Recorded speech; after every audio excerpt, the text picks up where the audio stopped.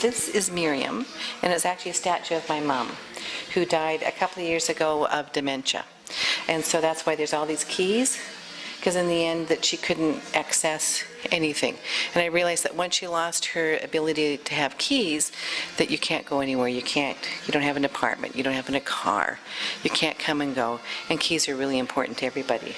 But as I was doing this, I didn't mean to make it my mom, but all of a sudden I stood back and there it was, because she was very tall and elegant and always had lots of interesting things on.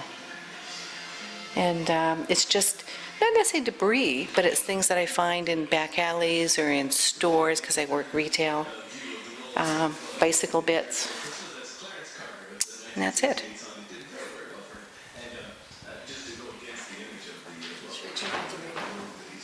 And then this standalone piece, I thought it for a while was a self-portrait, but it's not. And I think that it's that exploding feeling of euphoria that you get when you've done something absolutely right, and it's put together very well, and it's actually kinetic. It will turn. And I really like the idea of paintings and artworks being able to be seen from every direction. Like I would love to see it from above or below.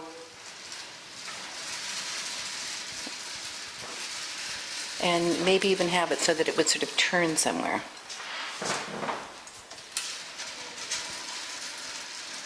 And it's just that whole wonderful feeling that you see in movies that you can't do in paintings, where things just explode out.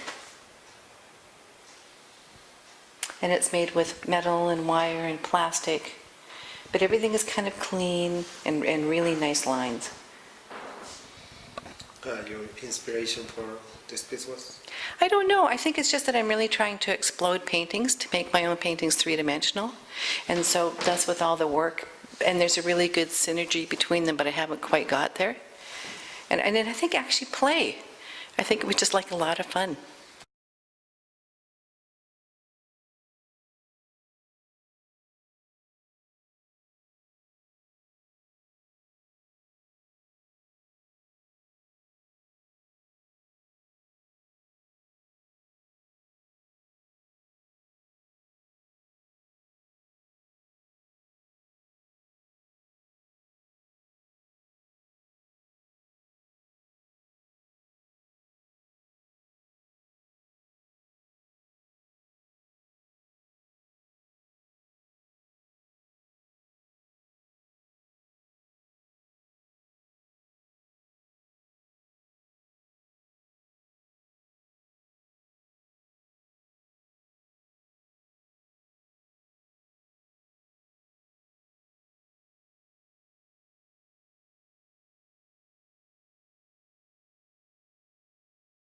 These paintings, I believe that these two are finished, but lots of times paintings aren't finished. And they're all conversations.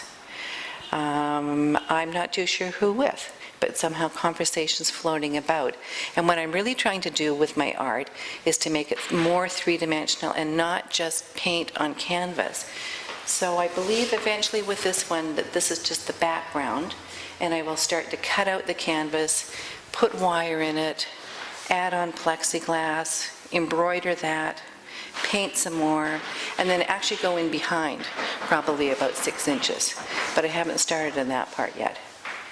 I think that what will go on top will be clear and just plain wires and perhaps some wool, because there's enough color already. But I'm not too sure, because it's really process oriented, and sometimes it really works and sometimes it doesn't work at all.